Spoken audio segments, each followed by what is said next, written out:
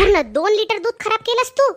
आणि आई हे पण विचार, 20 लाख रुपये देणार होता नाहीचा बाप, काय झालं? कवा देणार होता ते लोक? हा सांग, काय बोलला तुझा बाप? देणार आहे की नाही?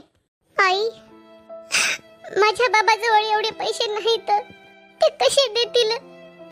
त्यांच्या अंगावर तर आधीच खूप कर्ज आहे. कुठून देतील एवढे पैसे माझे बाबा?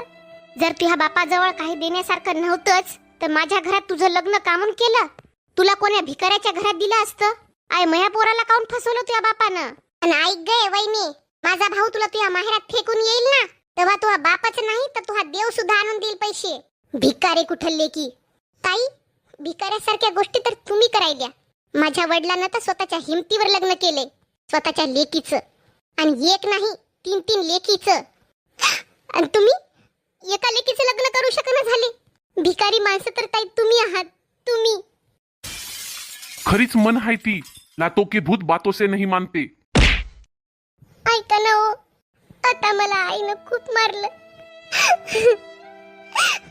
बस थोडस दूध जळालं माझ्याकडून, यामुळे मला खूप मारलं.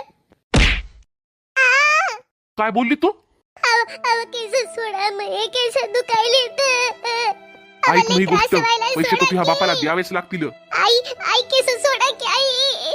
आणि यापुढे जर माझ्या पोरीला मला उलट बोललीस ना, मोठ्यानं बोललीस ना, तो तोंडच फोडते बघ.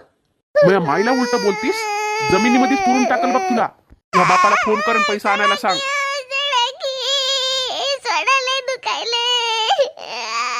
सांग मला, फोन करतीस की?